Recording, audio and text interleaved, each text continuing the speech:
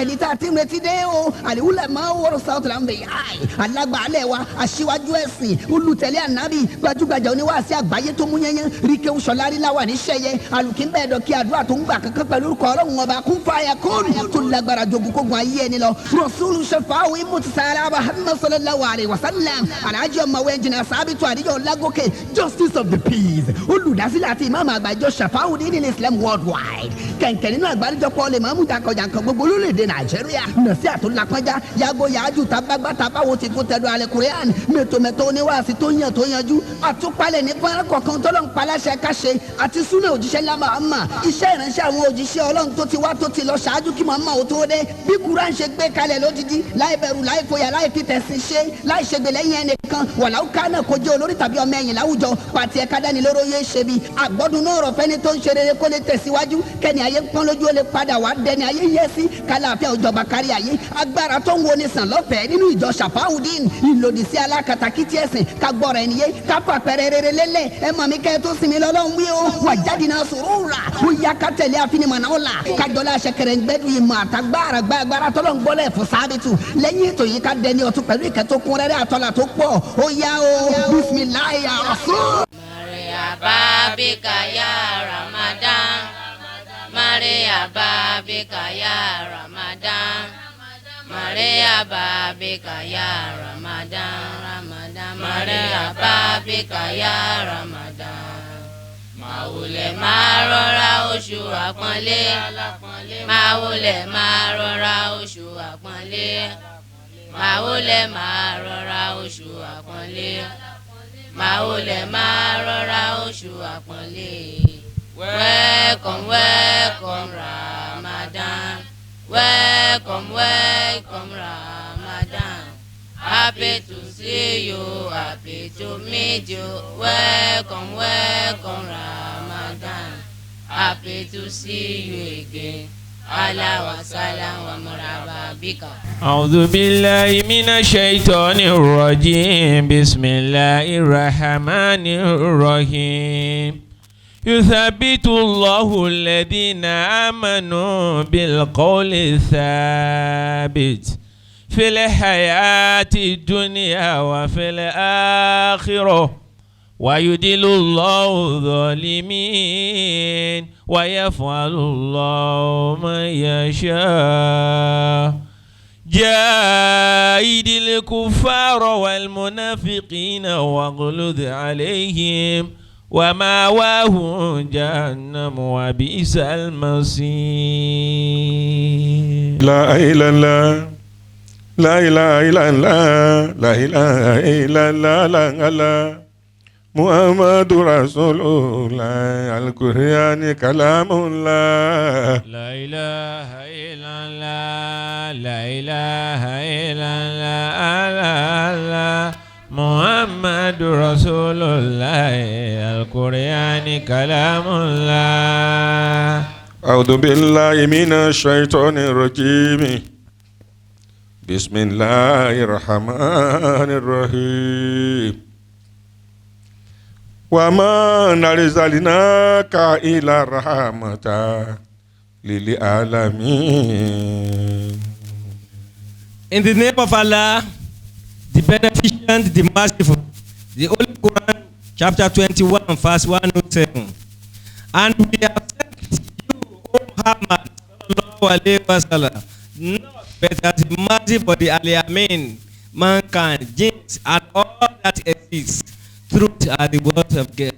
Ní orúkọ Ọlọ́run ọba àjọkẹ́ ayé àsàkẹ́ ọ̀run àti pé àwa kò wulẹ̀ rán ọ níṣẹ́ àyàfi kí ó lè jẹ́ àánú fún gbogbo ayé òdodo ní ọ̀rọ̀ Ọlọ́run. Allahu akbar. Muhammadu lẹ́ni tọ́lọ́run o aláàánú fún gbogbo àgbáyé gbogbo ìgbà tójú mọ́ bá ti mọ́. Ọ̀ní Muhammad. Muhammadu lẹ́ni tọ́lọ́run rán aláàánú fún gbogbo àgbáyé gbogbo ìgbà tójú máa bá ti máa a ó máa yìn ọ́ ní Muhammad. sallallahu alayhi wa sallam. kí èyí jẹ́ ẹ̀kọ́ àkọ́kọ́ fún gbogbo mùsùlùmí pé igi kan kì í dágbó ṣe o. téèyàn bá jẹ́ mùsùlùmí a rán ọ láti jẹ́ aláàánú, a rán ọ láti jẹ́ olùtara sí wàhálà tí ń bẹ́nu ayé ọmọlàkejì, ó jẹ́ lẹ́sìn rẹ kò jẹ́ lẹ́sìn rẹ. It's about mankind. Ohun tí Islam wà fún òun nìyẹn. Tó bá ṣe pé ń tòótọ́ ìlàjọ ń tẹ̀lé àní Muhammad sallallahu alayhi wa sallam. àwẹ̀ tọdún yìí tíìmù tó gbé wá for this 2020 ó là ń pè ní due process for system dynamics for sustainable development. ká ṣe nǹkan bó ti tọ́ àti bó ṣe yẹ. kí àṣeyọrí lè máa bá gbogbo ń tá a bá sọ pé a dáwọ́lé lọ́nà tó fi jẹ́ pé ohun tó bá jáde ń bẹ̀ yóò máa jẹ́ oore fún gbogbo ẹ̀dá.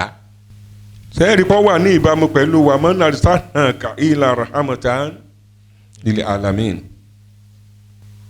àwọn tó ti ní ọ̀pọ̀lọpọ̀ àṣeyọrí bẹ́ẹ̀ wà nú àwọn tó jẹ́ pé wọ́n ti lọ. bẹ̀rẹ̀ lórí bàbá wa Sheikh Busari Haruna Kẹta rahimahullah. àwọn ni a dá ògo bó ṣe yẹ kí League of Mamman Alfas orí àwọn ni a dá padà pàápàá fún ìlú Ìbàdàn. bàbá wa Bàásùnú ẹ rí i pé wọ́n rán wa létí nǹkan kan pé ká ṣàkíyèsí ẹ̀. wọ́n ní ìpele mẹ́ta tá a lè pè lóríṣìí nǹkan mẹ́ta ní ń bẹ ní pàtàkì lórí ọ̀rọ̀ ẹ̀sìn Islam. wọ́n ní sábìkù ń bẹ, wọ́n ní lábìkù ń bẹ, wọ́n ní mábìkù ń bẹ. wọ́n ní orí àwọn tá à ń pè ní àsábìkù a lè tọpasẹ̀ wọn sọ́dọ̀ àwọn ànábì Ọlọ́run. alayhimu salatu wa salam. tí alukur'ani nínú suratul Waqi'a tó fi rinlẹ̀ fún wa pé asábìkúná. wasabikuna sabikuna ulaika almuqarrabuna fi jannatin na'im. bó bá ṣe pọ́ lọ́hùn òfin fi jannatin na'im sí ni kò ní í ṣe bẹ́ẹ̀ yé wa báwọn ànábì Ọlọ́run ọba látòrí ádámọ̀ títí lórí ànábì Muhammad sallallahu alayhi wa sallam. ó náà rọ̀lọ́ Islam ti bẹ̀rẹ̀. kí ni Islam? ohunkóhun tó o bá ń ṣe tó o wá fi tọ́lọ́hun ṣe tó o wá ṣe dáadáa lọ́nà tó jẹ́ pé ó kó àlàáfíà àti ìdàgbàsókè bá wọ̀ gan. lẹ́yìn náà ó kó àlàáfíà àti ìdàgbàsókè bá àyíká. ìyẹn lọ́lọ́run fi emphasize ẹ̀ pé inna dina indala ilé ìsìláàmì wàmọ́ ní tààlàbà ńlá dínà ó tó lè kíta bá ìlàmì bá dìjà báyìí náà ó ní ẹ̀sìn kan so tí ń bẹ lọ́dọ̀ Ọlọ́run ọba ìyẹn lẹ̀sìn Islam. ọ̀rọ̀ Islam lárúbáwá ni ìtumọ̀ Islam mo ti tú fún yín o. torí pé Islam náà la sọ pé it's a way of life and it can be regarded as global best practices. ntọ́ dáa jù níwà tọ́ dáa jù níṣe sí tọ́wà referential tó tún wá túmọ̀ sáwò kọ́ṣe rere fún gbogbo ènìyàn ní à ń pè ní Islam o. Allahu akbar.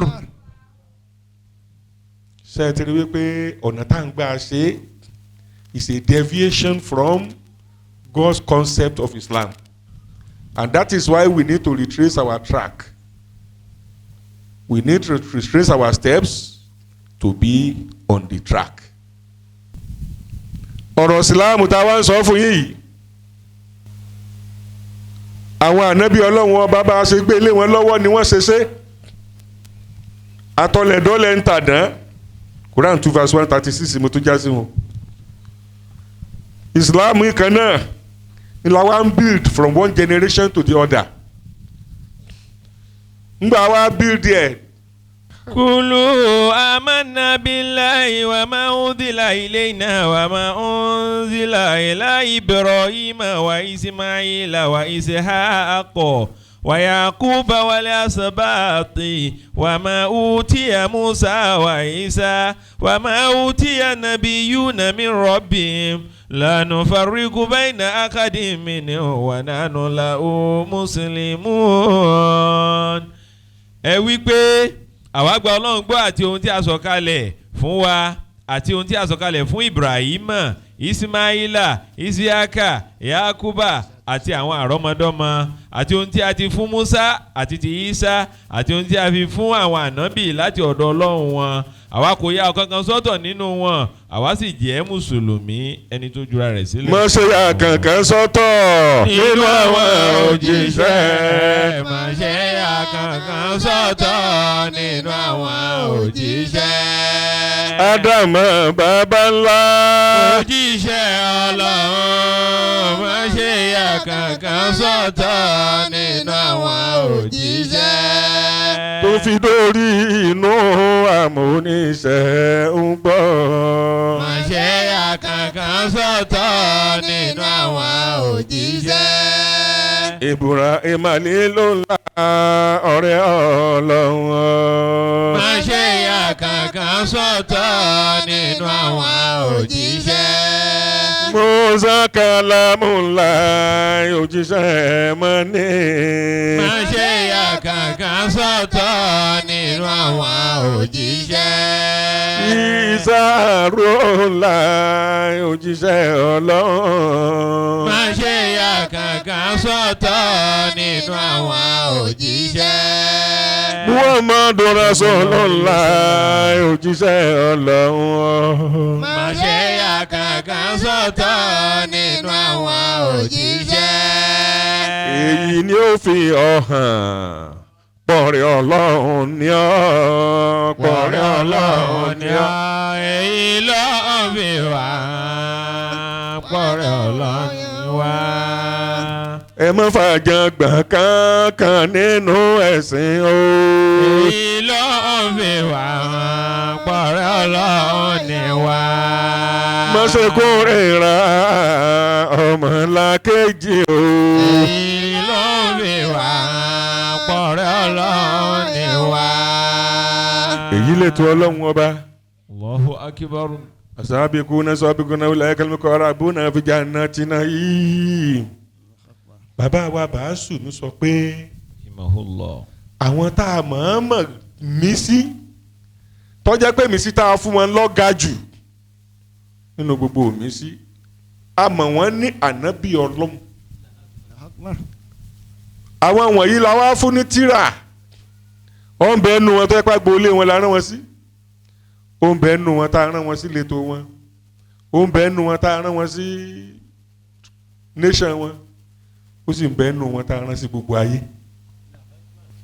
àwọn wọ̀nyí ti set standard gbogbo ohun tí wọ́n sì fi lélẹ̀ kò takora wọn. bí ìran ìran ó sì jẹ́ pé generation upon generations ages ń yàtọ̀ ọ̀rọ̀ Ọlọ́run ò yàtọ̀. Allahu akbar. la tabdila li khalqillahi zalika dinul qayyim walakin aksara nasi la ya'lamun. Allahu akbar. kò sí ìyípadà nínú àwọn àmì Ọlọ́run ọba láti ìran dé ìran àti pé èyí lẹ̀sìn tó dúró déédéé. kí ló dé tó jẹ́ pé àwọn tí ń ṣe ẹ̀sìn gan àtàwọn tí ó ṣẹ̀sìn wọn ò gbàgbọ́ yé Ọlọ́run. ìyẹn níjà yé ọ dàrú o níjà yé ọmọ dídà tí ń dìdo sẹ́yìn lẹ dáyé ni bí èpò Ọlọ́run ló dáyé sẹ́yìn lẹ kóra yín síbẹ̀ ni bí èpò Ọlọ́run ló kó yín síbẹ̀ ọ̀dọ̀ ta lẹ padà sí tó bá tásìkò. Inna lillahi wa inna ilayhi raji'un. Allahu akbar. ṣé ń gbà wọn bá wa ń gbókù kọjá nìkan ló yẹ kí yẹn ó ní ìtumọ̀ sí ọ. ìwọ náà ọ mọ̀ pé ìgbẹ̀yìn ń bẹ fẹ́ dà. bàbá wa tí mò ń sọ̀rọ̀ wọn bàásùnú ni tàyé bàbá wa búsàárì tí mò ń sọ̀rọ̀ wọn ni àwọn náà lólé ayé bá a ṣe lólé ayé yìí. ọ̀rọ̀ tí wọ́n sọ ọ́ lẹ́nu lèmi ń bá wọn tún sọ yìí. fáwa tá a ti gbàgbé nínú àwa tá a gbọ́ wọn. wọ́n ní àwọn wọ̀nyí ni wọ́n mú ẹ̀sìn wá pẹ̀lú tírà tó ń kálukú wa tá à ń tẹ̀lé. àwọn lábíkù làwọn tó soríire tí wọ́n wá tẹ́wọ́ gbà láti ìlú kan dé ìlú kan dé ìlú kan dé ìlú kan tó fi wá kárí gbogbo àgbáyé. Allahu akbar. àwọn kan náà ni wọ́n mọ tẹ́wọ́ gbà yóò mọ tẹ́wọ́ gbà ṣùgbọ́n kò wọ́pọ̀ nú ẹni tó tẹ́wọ́ gbà torí maintain kò tẹ́wọ́pọ̀ nú àwọn tó tẹ́wọ́ gbà torí sustain. àwọn kan tẹ́wọ́ gbà wọ́n ṣe gudugudu méje àwọn là ń bá nínú ìtàn àwọn la sì ń bá lójúkorojú àwọn family táwọn àfáà ti ń hù tí wọ́n ti ń dìde. a kí àwọn tó fún àìdíà League of Imam and Alfas a kí wọn tí ó bá sí nǹkan kan tó so wọ́pọ̀ bẹ́ẹ̀ yẹn àgbàrá ayé ọgbà gbogbo ẹ̀ lọ náà ni tó ní kálukú òtí ẹ̀ ní mọ ibi tó ti ń bọ̀ dépò tí wọ́n mọ ibi tí wọ́n ń lọ. a kí yín o ní tìlú Ìbàdàn yìí ọ̀pọ̀lọpọ̀ ìdílé ló ti wá jóná tí wọn ọ̀rẹ́ ni rólé fún Muhammad mọ́ Allahu alayhi wa sallam. tó bẹ́ẹ̀ táwọn ọmọ wọn mu títí ẹ̀ ń ṣe gbogbo ẹ̀ ńgbà bàbá dórí oyè bàbá wa Harun wọ́n wá fi yún ṣe project tó bá dàgbò lé ibìkan báyà ni kọ́sẹ́ tó kéwú ń bì ní kíní kéwú kíní kan kódà kíní kan àlè ara ìdántí kéwú kíní kan kankan pé ọ̀ya ẹ̀jẹ̀ lè yòrò lé bí ẹ̀jẹ̀ lè yọ̀jẹ̀ mọ́gàjì bí bí wọ́n ṣe bá wa revive gbogbo tó ti kú ọ̀pọ̀lọpọ̀ nǹkan tó ti kú bí wọ́n ṣe revive ẹ̀ nìyẹn. ti League of Imam Alfas as well as Imam councils tí wọ́n wá stand.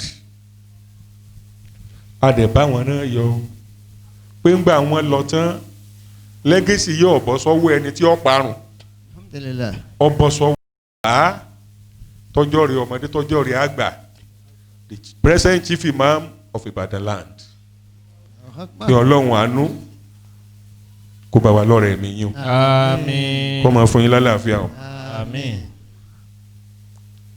ẹ̀sà tọ́lọ́run wá sa bàbá ni wípé he has been a teacher of teachers of professors.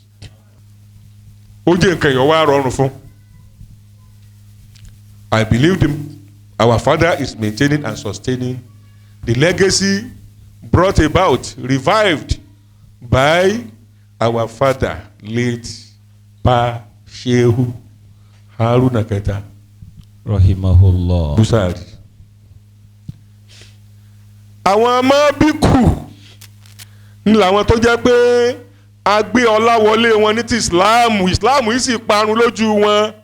Àwọn ọmọ wa fọ́n sínú nǹkan míì dáláwo míì di ẹlẹ́sìn mi.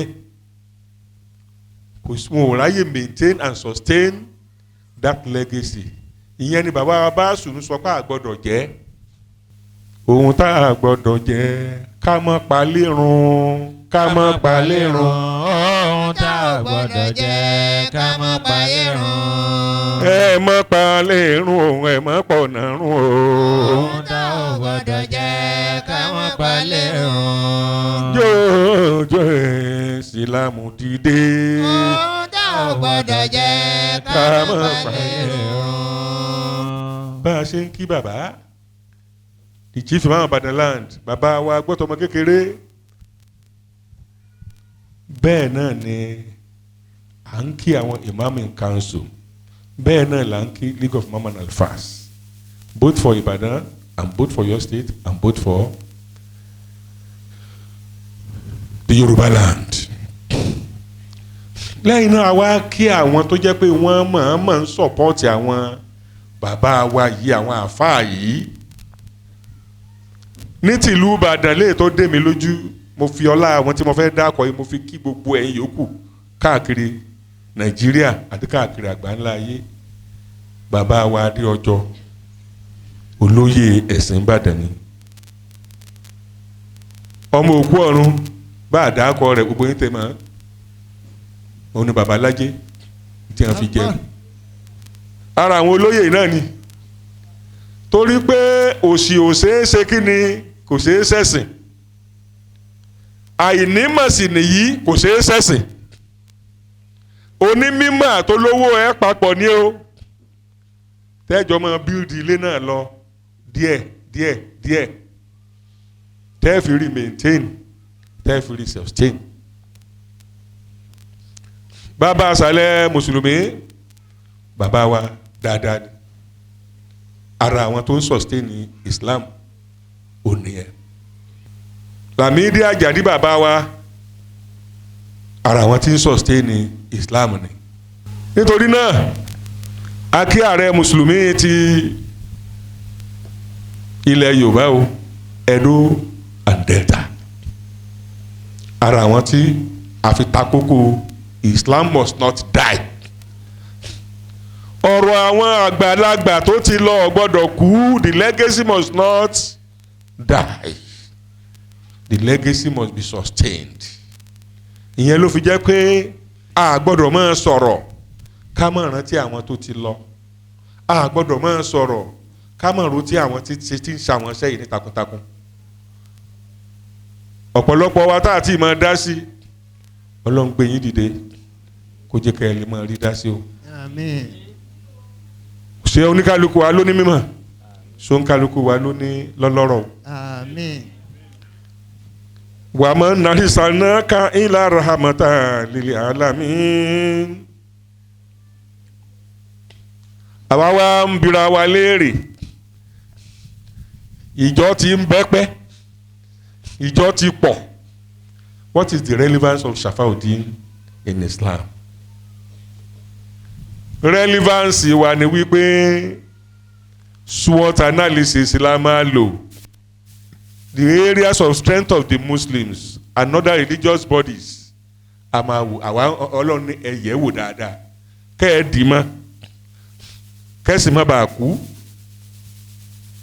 ẹ̀sìn lè kú nígbà tó bá jẹ́ pé ọ̀rọ̀ làṣẹ là ń sọ èdè làṣẹ là ń fọ̀ iṣẹ́ ẹnu rẹ̀ àṣẹ nígbà tó lọ́n sọ pé man tasbiqu min ummati ajalaha wa man yastahirun Quran 15 verse 5 ó ní ò sí ìjọ kan tá a lọ́ra mú wá tàbí tá a sáré mú wá àfi bá kókó rẹ̀ bá pé ńlá gbé dìde ìyẹn ni Shafauddin fi jẹ́jọ we are here to implement the provisions of the Holy Quran kókó tá a fi gbé Shafauddin dìde ó nìyẹn èyí tó jẹ́ tìjọba ń bẹ̀ àwa advice ìjọba lórí ẹ̀ ni èyí tó jẹ́ ń tá a lè máa lò láàrin ara wa láti jẹ́ kí Islam ó jẹ́ ẹwà tí ó sustain humanity human emancipation tó fi jẹ́ pé oníkálukú yóò máa gbégbé àlàáfíà our nation will be so prosperous through us àwọn nǹkan tí ìjọ dúró lé lórí Shafauddin ò nìyẹn ó ní Quran 61 ntọ́ sọ fún wa náà ni pé káwo gbogbo àwọn nǹkan tó wọn Ọlọ́run ọba ti dá bí wọ́n ṣe ń tẹ̀lé ọ̀rọ̀ ọ̀hún ẹ̀yin ènìyàn kí ló dé tọ́jú pé bẹ́ẹ̀ bá sọ ẹ̀ ní tẹ̀lé nítorí náà ohun tá ò gbọ́dọ̀ jẹ́ ká má pàdé irun ọ̀ ká má pàdé irun. ohun tá ò gbọ́dọ̀ jẹ́ ká má palẹ̀ irun. ká má pẹ̀sìn irun láàrin àwa. ohun tá ò gbọ́dọ̀ jẹ́ ká má palẹ̀ irun. jẹ́ agbẹ́gbọ́ yìí Ọlọ́run ọ̀rọ̀ Olúwa mi o. ohun tá ò gbọ́dọ̀ jẹ́ ká má palẹ̀ irun. ti jíṣẹ́ fún wa o ó dáa ká gbọ́ ká gbà torí pé ó ṣe iyebíye púpọ̀ pẹ̀tẹ̀pẹ̀tẹ̀ tọrọ ọlọ́run tó sọ kalẹ̀ lónìí náà ní pọ̀pá ẹni ó bá taba ọlọ́tún bẹ̀ ṣe ni o Shafauddin Islam worldwide alòdì sí irọ́ pípa àbòsí ṣíṣe ojúṣàájú ìmọ̀tara ẹni nìkan ẹlẹ́yàmẹ̀yà alákatakítí ẹ̀sìn àtàwọn tọ́lọ́ ń kọ̀ láàrin ara wa síra wa ìfẹ́ òtítọ́ àti ìbágbépọ̀ lálàáfíà ló jẹ wá lógún o tẹ́ ẹ bá ní béèrè lórí ètò tòní àbí ẹ fẹ́ da kásẹ̀tì ètò tòní fún ìmọ̀dòye ọ̀rọ̀ ọlọ́run ọba tààlà bó sì jẹ́ wípé ìrànlọ́wọ́ kún fáyà kún mọ́dìbàjẹ́ àdúrà tó ń gbà kankan lẹ́yìn fẹ́ǹtì yín kò ní ná yín lówó rárá o ọ̀fẹ́ ní gbogbo ìwòsàn ìdáǹdè ọ̀nà àbáyọ àti àṣeyọrí ní gbogbo àdáwọ́lé báyìí ni ọlọ́run pa wá láṣẹ rẹ̀ nínú ìjọ Shafauddin tẹ́ ẹ bá rẹni kẹ́ni tàbí ìjọkíjọ tó ń forúkọ Shafauddin gba owó tàbí nǹkan mi lọ́wọ́ èèyàn kì í sọmọ ìjọ tí a o ọ̀lẹ́ni ẹ̀fí lágbófinró lọ. ẹ̀yin darapọ̀ mọ́ ìjọ Shafauddin tó ń bẹ nítòsí yín pẹ̀lú àníyàn dáadáa kẹ́rí ọ̀nà ìyanu tọ́lọ́hún gbà dá wa lóyìn béèrè wa gbogbo nírọ̀rùn lẹ́yẹ òsọ́kà ẹ sì lè kàn sí wa ní headquarters wa Shafauddin Central Mosque and Islamic Center for Spiritual Awareness International tó wà ní mọ́fìkúyọ̀mí school àwákájáyé ìwòrò òde Ìbàdàn UI Post Office Box 20230 Ìbàdàn email address rasulshafau@yahoo.com fún gbogbo ẹ̀ka wa tó wà lókè òkun Shafauddin ní London ló kó wọn sòdí o bẹ́ẹ̀ ṣe máa bá wa pàdé ní lórí ètò yìí lákòókò kan náà lọ́sẹ̀ tó ń bọ̀ Shafau láàlágbára wa ẹ gbà bẹ́ẹ̀.